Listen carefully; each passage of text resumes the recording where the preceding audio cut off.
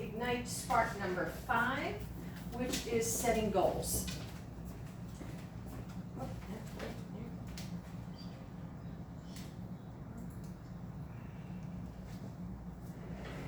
Oh, well, I need to plug it in to work, don't I? Ta-da, there we go. Okay, so you remember this slide, but just before we get started, does anybody have any questions on material we've covered so far or anything else before I get started?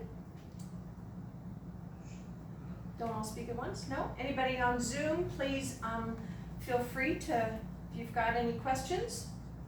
Otherwise, we're going to get started. All right, cool. So you remember this slide. We've seen it a couple of times, yeah? And it is grow your business versus run your business. And we've been talking a lot about lead generating. And now you can see that we're going to be down here. We are talking about running our business at this point. And it's kind of funny to be running our business and starting with number 6. But the reason that is, I think because this is all more important to getting our business done on a daily basis. This is what we need in order to get it done from a larger picture, right? So do we have a big picture in mind when we are doing our business and lead generating? So setting our goals and attending training and coaching sessions. That's what we're going to talk about today. All right, so we're going to start with an exercise of envisioning your big life. And it's a fun exercise because we're all going to step back a little bit and take a look at what is most important to us and why are we doing what it is we're doing, right? Which is kind of a good thing to like identify. So we're going to cover setting goals, which is part of running your business. To do that, we're going to ask the big questions. Where do you want to go? What's your motivation? And last but certainly not least, how do you get there? So today's learning module is called Setting Goals That Matter. And what makes a goal matter? What makes a goal matter? Just what makes it matter? I would say just the end result of enjoying your life. You know, just having a life that's, like they say, a life worth living. You know? A life worth living. There's a big picture. And is a life worth living different for you than it is for Jim? Absolutely. Yeah, right? So do we all need to look at this for ourselves? Or if I just, you know, we joke, as a coach, we have new agents come in to see us and we say, how much money do you want to earn this year? And everybody says $100,000. Everybody says $100,000, right? This is kind of this. So why $100,000? What does $100,000 mean to you? What's $100,000 going to do for you, right? And why are you willing to work hard to earn this $100,000? That's really the question, isn't it? Yeah. So, yes, so we're going to talk about that today. All right. Who we are and where we want to go determine what we do and what we accomplish. Who we are and where we want to go, that implies a plan, doesn't it? If I have somewhere I'm going, that would imply a plan. And what we do, therefore, and what we accomplish is determined by who we are and where we want to go. There's bold laws up there, right? And we have a bold law. I believe the bold law says people who fail to plan plan to fail. Because without a plan, oh, let's go, oh, look at this wonderful opportunity I have, and oh, look what I could do over here, and look at this that's possible. And as opposed to, no, I'm not doing that, no, I'm doing this. This is what I'm doing, right? So, it's important to set goals because the opposite of this quote is also true. What you do and what you accomplish determines who you are and where you go. That's good. Isn't that cool? So the opposite is true, right? What we do and what we accomplish also determines who we are and where we go. So it's important from both sides, isn't it? So if your activities don't have a guiding goal, you're likely to be very busy and not have a lot to show for it. Do we all know about being busy? Can we all be busy? Yeah. Oh my God, can I be busy, right? Yeah. So the mission of Keller Williams is to build careers worth having, businesses worth owning, lives worth living, experiences worth giving, and legacies worth leaving. Have you all heard that before? Right? That's our mission statement. And wow, if you just tap into that. Yeah, that's a good It's reminder one of every the, day. yeah, it's one of the things I loved about this company when I first joined is the fact that they had a mission statement, they had a vision statement, and they had a philosophy, and they had a belief system, right? And all those things, I'm like, wow, a guiding principles, right? So, so setting goals that matter means doing work that matters. When our work matters, we tend to do more of it, and we tend to do it well, don't we? When our work matters to us. Yeah, right. So, this slide is, I don't know if you can see this, but there is actions to small outcomes, and then bigger actions over time lead to bigger outcomes, don't they? Yes, so part of achieving goals is working hard. I think we can all agree on that. If you don't put in the time and effort, you won't get very far. So people also come to us as coaches in the beginning, and they say, oh, I want to get into real estate because I want a flexible schedule. Yes, we all want a flexible schedule, right? Except in order to get there, you're starting a business. Is this time to be flexible? Nope, it's time to take on a full-time job, isn't it? If you really want to make this your number one income source, it's going to have to take a lot of effort to get yourself going so that you get your business started and set. So what else can you see from this chart that's important about setting goals? Big goals will shape your behavior. Your goal will shape In your different behavior, ways right? than- So if yeah. you set a small goal, oh, look at that, I did that. Woohoo, now we can go to the beach. Now I can go surfing, right? As opposed to a bigger goal makes you keep going, makes you stretch. You don't get big outcomes from thinking small. When we talk about thinking here, we're talking about thinking big when setting goals and thinking big on how to reach those goals. You have to ask, what are you doing? How do you do it? Where are you doing it? And who are you doing it with? These answers can limit your outcomes, or they can propel you. Right? So then the next graph says, it was really hard for me to see in the, so what and who here helps support leading you up, right? So these, if you look at it, almost like support energy coming in. Who you do it with and what you're doing supports attaining your goal. So, the question we need to ask is, how big is our box? How big is our box? If you're not thinking big, you're creating an artificial ceiling of achievements. There's only so many hours in the day, right? There's only so much one person can do with those hours. Share a time you limited yourself and your business by thinking small. Can anybody think of something?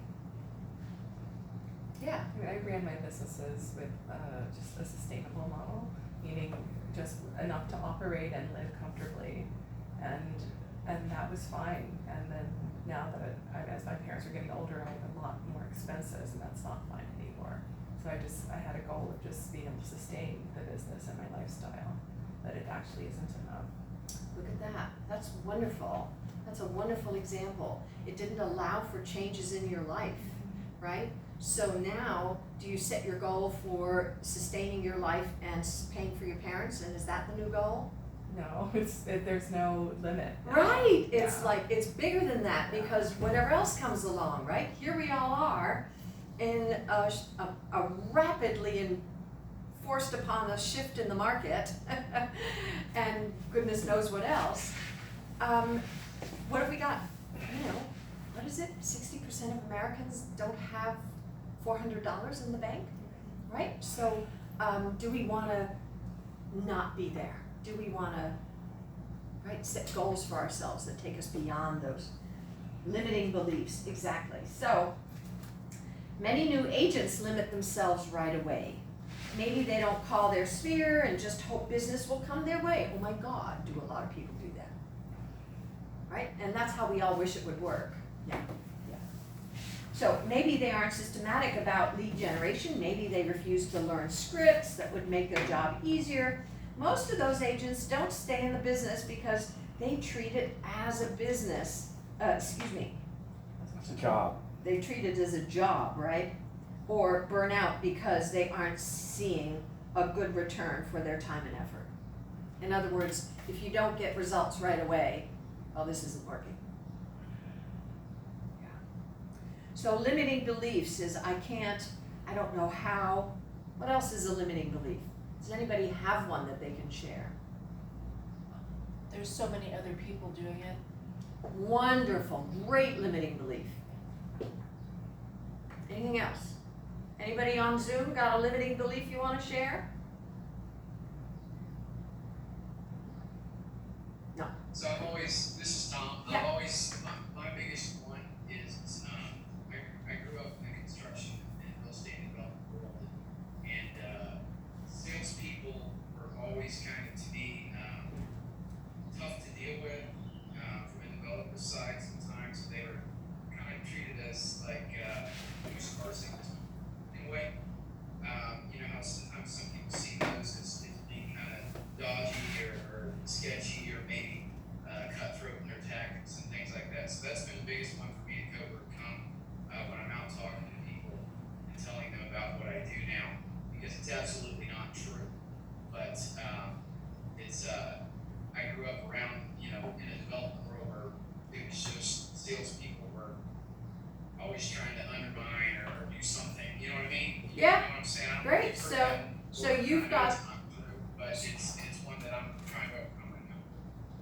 So, is that your limiting belief that you might be perceived that way, so it makes you hesitant? Yes, I don't want to come off as too, and we were going through these the other day, well, too salesy or pushy, or like I'm just there for the money or anything like that. Because Okay. it's not. I know that that's not true. That's not why I'm doing this. I'm not actually with most people. I'm not doing it for money. So that's a great one, right? I don't want to be too salesy, and these scripts make me sound salesy. Are we not telling you to make those scripts your own? Right? Are we not telling you to start with a conversation and whatnot? So make those your own. Absolutely, Tom. Yes. As a matter of fact, we all feel that way, right? Most of us don't want to be coming off salesy. And ultimately, I remind myself, a used car salesman can talk me into a car. Yeah, can happen. Am I likely to talk someone into buying a home? Not so much, right? It's just too big of an item. So I don't even need to go there. It's not who I am. It's not what I do. I help you purchase really expensive items, real estate. I'm here to facilitate this process for you, right? And help you along the way.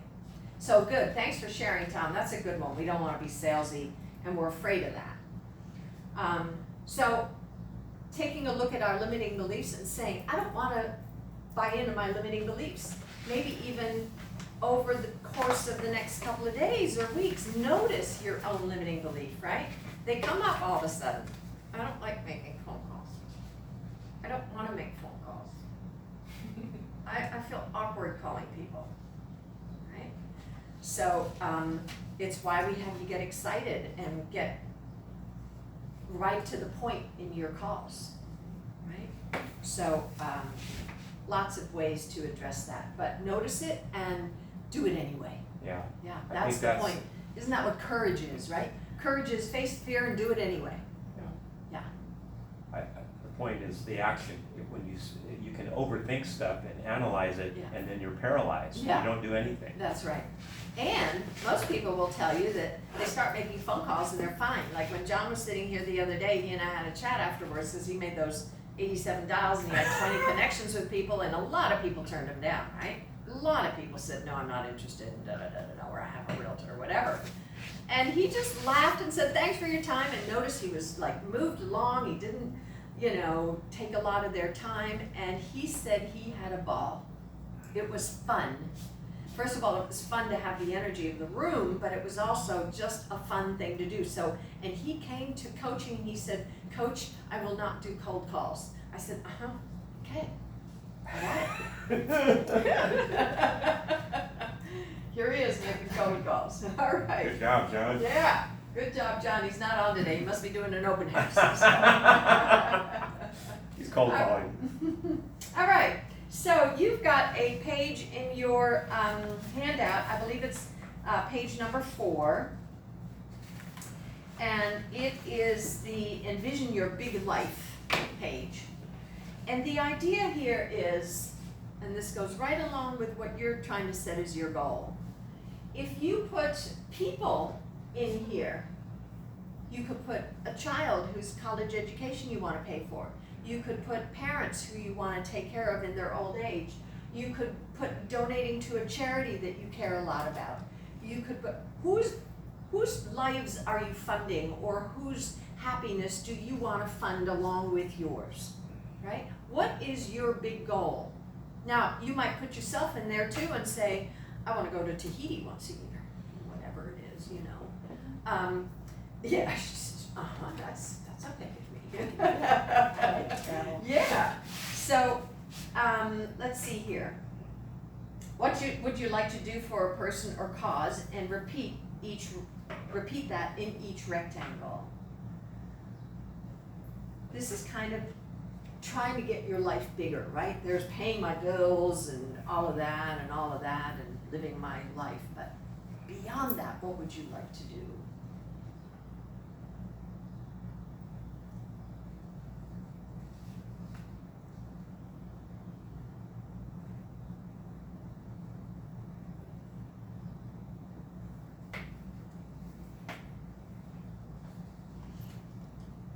That's sort of geared towards other people. Can be, right? Or outside of yourself is the point, yes. Is there something outside of yourself that you are working for? Like if you have grandchildren, you could put your grandchildren through school and not have them, take on this big debt. Is there a cause that you feel strongly about that you want to support?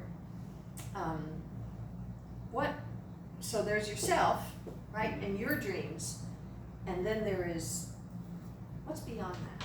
How can you, like if you earned $1 million this year, what would you do with that $1 million?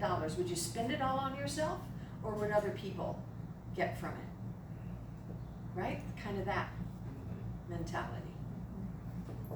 Yeah, take a moment to do that.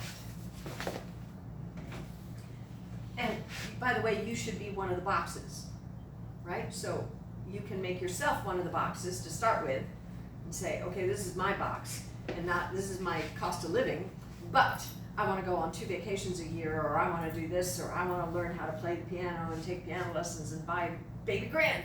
So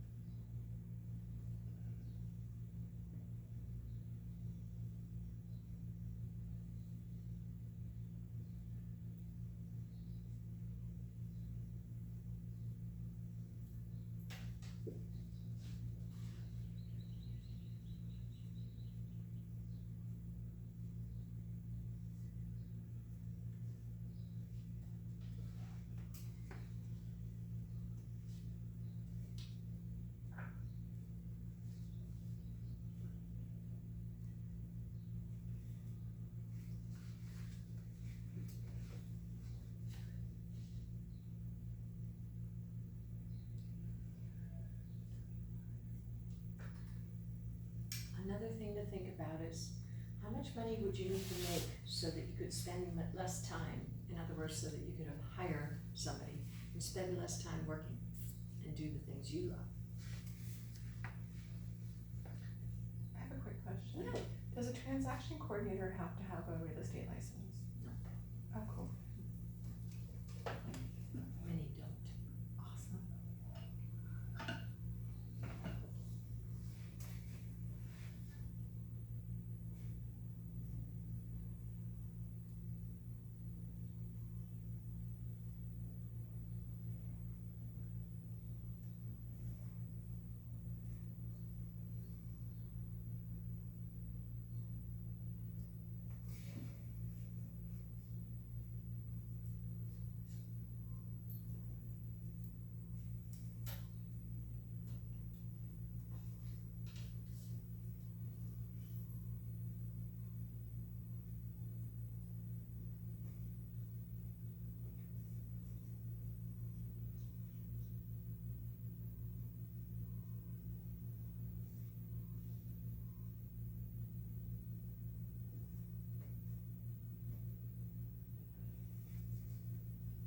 I'd like to be able to give $100,000 to charity.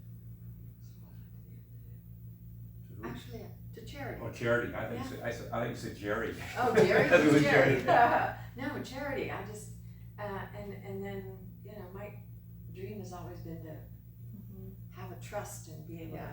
right? Yeah. Would that be wonderful? Well, maybe I don't get to there, but how much money would I have to earn so that I could give $100,000 away and then manage that? Right now, I'm managing this money. It's our foundation. Yeah. Yeah. Yeah. I'd love to do that. Well, I'm doing 10% of my income right now. No, so- but put it down in Okay. your box. Yeah. I was just doing this year. Oh, no, please don't. You cannot do this year. Okay. This is not, I apologize. You cannot achieve this year. That is the whole point. So think of somebody who wanted to build the Brooklyn Bridge, whatever his name was. Do you think he saw the bridge before he started in his mind? Did he see that bridge? You bet he did. Yeah. You can't build something that can't see in your mind, right? So you need to see this life. And this is probably a 5-year plan we're talking about here. Yeah, put the numbers in, right? Yeah, but you get some numbers as best as you can, you know? Like, that's why I came up with $100,000. That's a stretch for me. Wow. 100,000 to charity, so.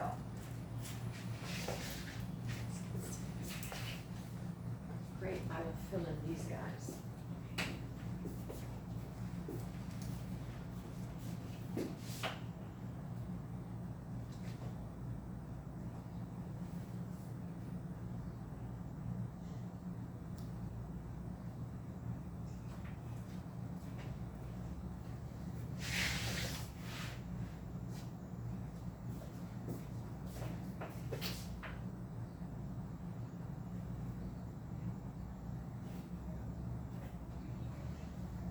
Right.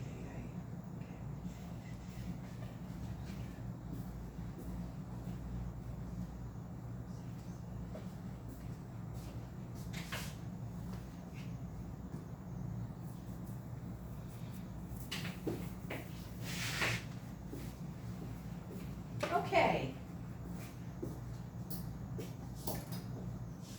So this class doesn't give you enough time to do this in completion, right? So we really urge you to flush out, where would you like to be in 5 years? What would you like to be able to do? And think big. Who are all the people that you would like to help? How would you like to live, right? What is it you would like to see? Like, we don't think in those terms, but just like the bridge builder, if we don't have this goal out here, well, then what are you doing this year for? Where are you going, right? Or are you just going to make that living, right? It's kind of cool, right, when you look at it that way. In order to get here, I have to go backwards and go, well, in order to get there, I have to earn $50,000 this year, and I have to earn 100 next year, and then 200 the following year, and then 250 the following year, and then I get to my 300,000 and I can afford to give $100,000 away.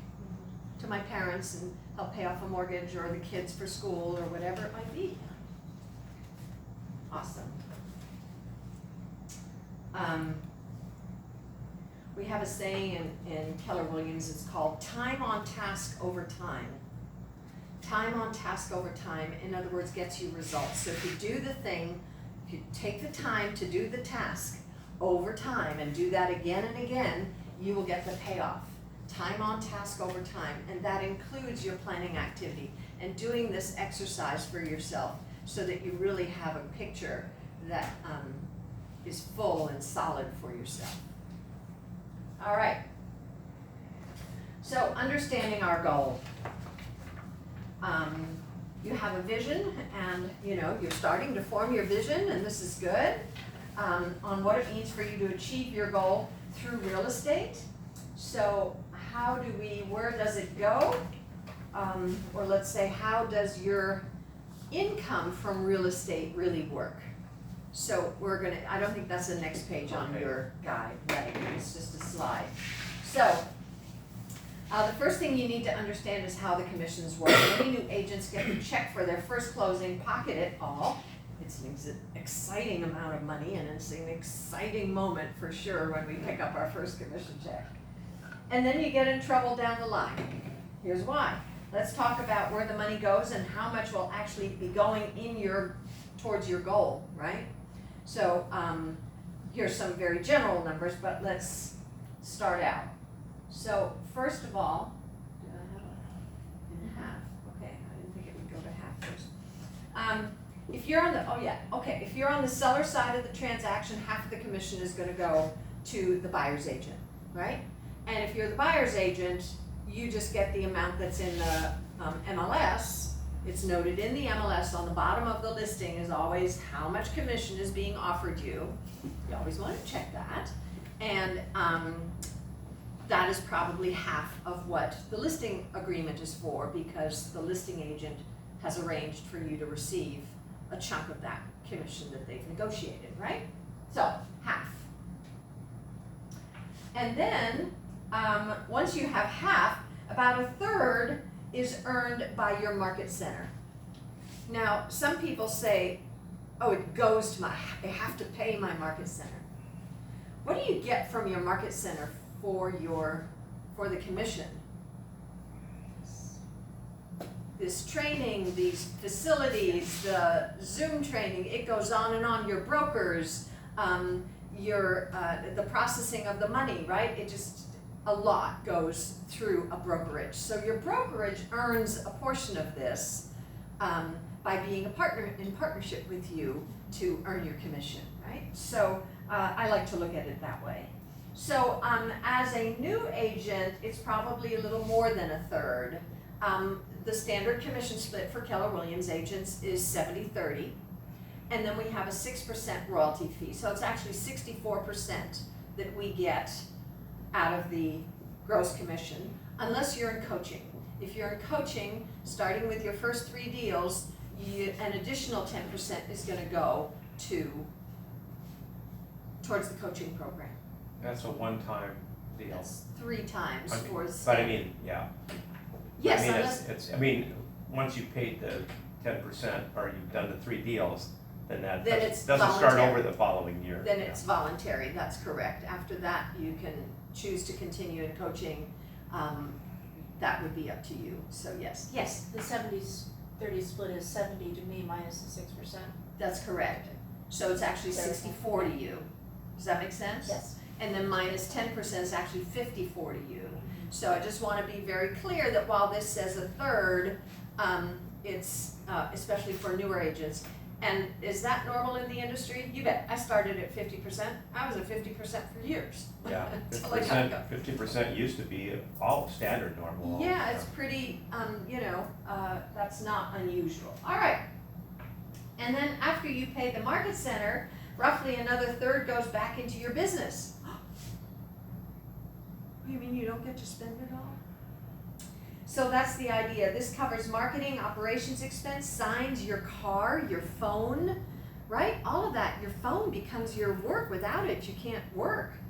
And anything else you need to conduct and grow your business.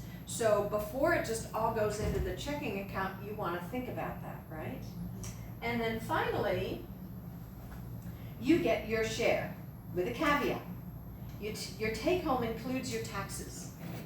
So first of all, we all have to pay GET tax here, so I don't know at what rate you're paying GET tax, but if this is your first transaction and the first time you have to pay GET, fine, it's probably a semi-annual payment.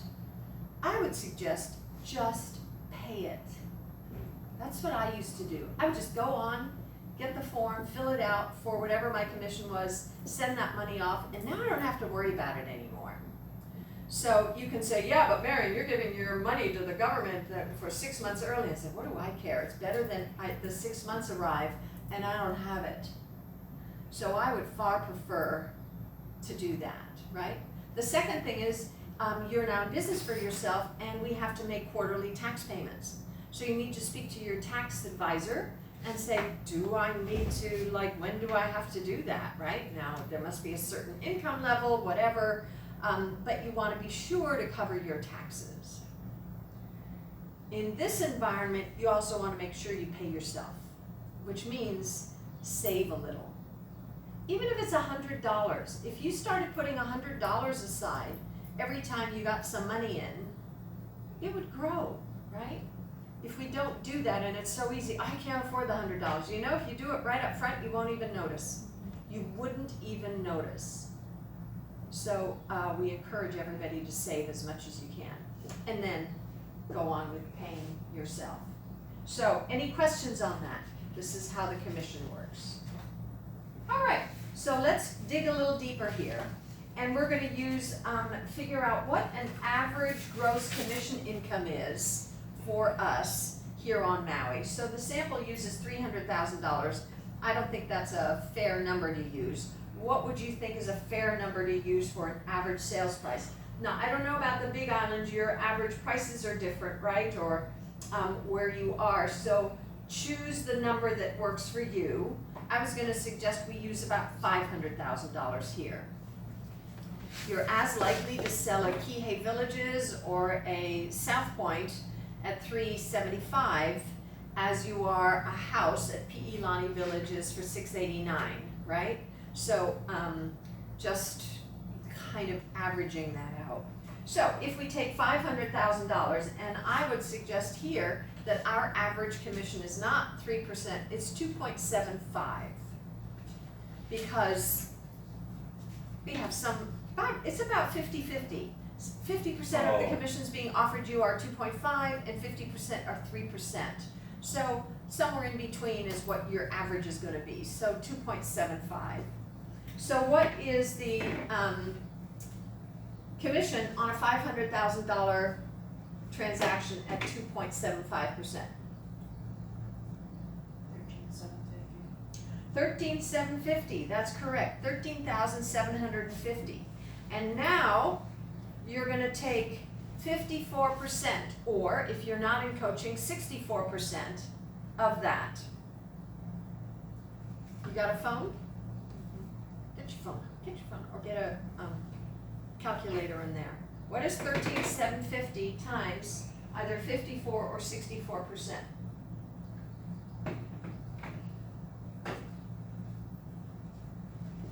$74.25. Exactly, thank you so much, $74.25. All right, so where it says $9,000 here, we're gonna put $74.25. Okay? Oh. So this is, gross commission income is actually $13,750. My Right. apologies. I got it. The gross commission income is $13,750, but the amount coming to us is $74.25. Is this under the market center fees or? No, I don't think there's a page for it in your, in your handout. You can just use a blank area to make some notes. We'll make a note that we need a handout for this. You should have gotten these. So this little chart Uh-huh, is straight up 3% of 300,000 is Right. 9,000 without the. right, so without this our- is gross commission, right? Right, so now The we're gross going into a- commission is a little harder to calculate with, then you'd have to take your commission off, your split off at the end, right? So I just figured, let's just take it off right away so we know what our net commission is on each transaction. In any case, at this point, we know both, right? We're gonna get 13,750 gross, and we're gonna get 7,425 net.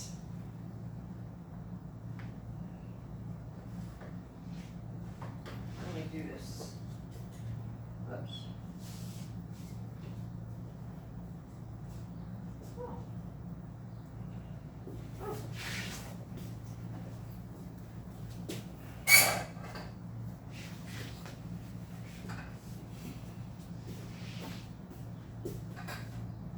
So we do a sale is 500,000. Oops. Average commission is 2.75%, and gross commission income is 13,000? 750. 13,750, and net at 54% is 7425. 7425. Okay, so now we have those. So now we go to the next page of our process here. So we have a company dollar threshold here. What's our company dollar threshold? Everybody know? $35,000, that's correct. So we have $35,000, and then we have a $3,000 royalty, right? Cap. So we only pay that to $3,000, that's 6%. So that's a total of $38,000 that's gonna come off of our commission. So how they are calculating this moving forward then is, if your net income goal is $100,000, imagine that, they used $100,000. So if your net income goal is $100,000 and your company dollar and royalty cap is, according to that model, 23, so here we go, is income is 100,000. Cap is 35,000, and royalty is 3,000, right? You actually need to earn $138,000 in order for you to net a gross commission income. Does that make sense? You get that, right? That's another way to this. We went the shortcut way, we already took everything out. We went to our 54% right here, so what we would have to do is go 138 times 54% right here, right? Because we're only gonna, that's the gross commission that we need to earn in order to get to a gross commission income of $100,000. But I just prefer to go there by going straight to the net. This is never quite, right? 138,000, now you gotta build your taxes in there, you gotta build your other expenses in there that have come out of your business, and then you've got, this is my total business income that I need in order for me to get $100,000. Does that make sense?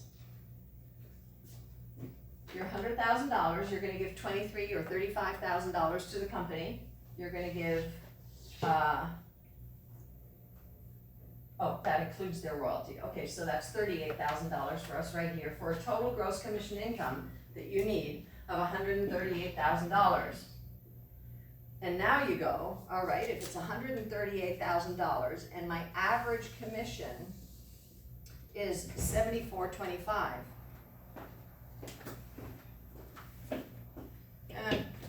I'm mixing the two. The question is, how many times let's just use this, use the 100,000. How many times does 74.25 go into 100? How many? 14. 14. Excuse me. 13 and a half, something like that. So basically what it says is in order to earn $100,000 at this net commission, you need 14 transactions.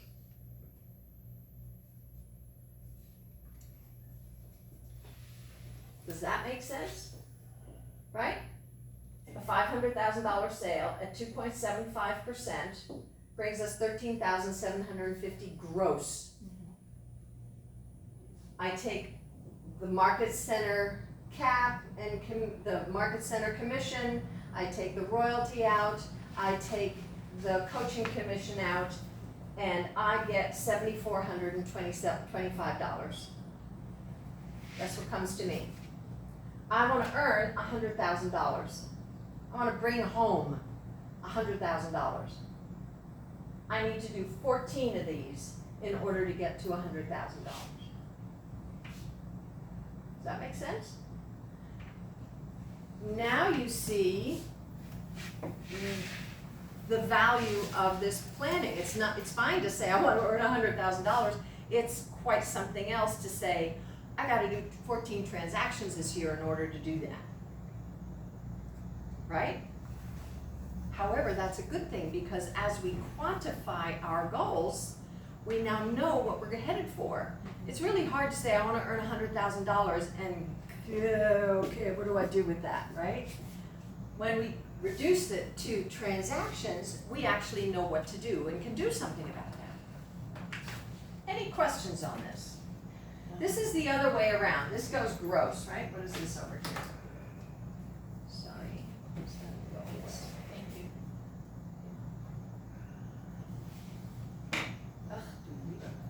Thank you. So they came there the same way, yeah? Because it's not a very different average gross commission from 7,425. So they're saying in order to earn $100,000, you need 14 transactions. Kind of gets there the same way. This is just a little more accurate because it actually considers your complete net. Okay.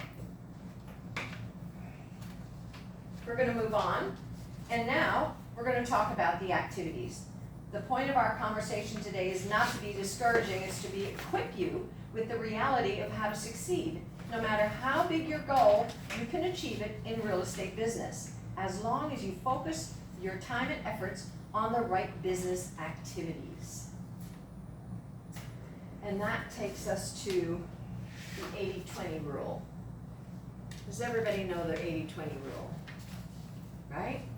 This is Pareto's principle. Although it was actually invented by another guy, discovered by another guy before him, and then he usurped it. It's so common, right? Wrote it down. Dr. Joseph Juran documented a life-changing universal principle in the 1940s. And then Vilfredo Pareto, the economist, took it on, and he got the credit for it. But anyway, basically what it says is that 80% of your results comes from 20% of your actions. 20% of what we do gives us the 80% that's important to us. 80% of what we do doesn't really serve us so much. So I had somebody do I listened to NPR a lot, and there was an NPR interview the other day, and they talked about the amount of hours we have a day, that after you work and after you eat and run some errands, you probably have about 5 hours left. If you sleep 7 to 8 hours a day, you have 5 hours left of leisure time. And most of us would go, I don't have 5 hours of leisure time. Well, you actually do. And if you actually took your hours, right, on average over time, and then they said, but if you spend an hour and a half of that caught up in Facebook or Instagram, you actually don't think of that as leisure time. And so you walk away saying, well, I was busy. I was busy, right? As opposed to, I don't wanna get caught in Facebook. I'm gonna go surfing or do whatever. And I allow myself a day of nothing, one day a weekend.